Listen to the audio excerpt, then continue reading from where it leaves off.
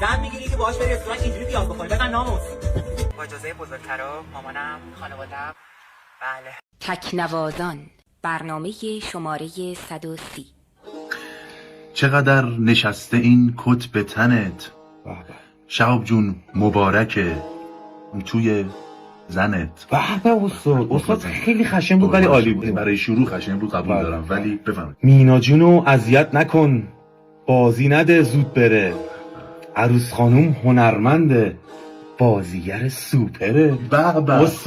استاد شونه های هم رو مورد بوس قرار بود. استاد شهاب جونم این عروس نیست، الکی انقدر پوزشو نده. براوو.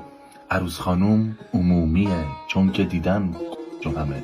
براوو استاد. Thank you forever. استاد Fuck me. Oh my god. Fuck me please.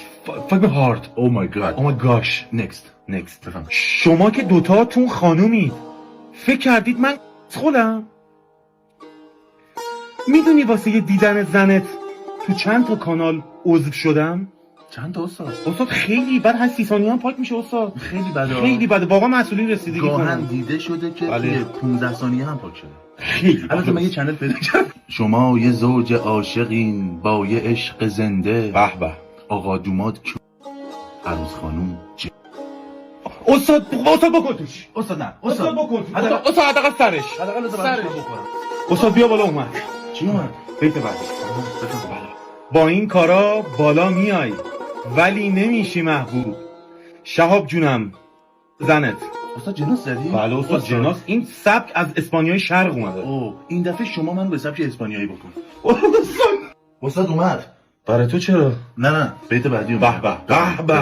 به ببین چه اتصالی بود. اتصال قوی برقرار شده. بفهم. چجوری میخواین خوشبختی و تو زندگی حس کنید؟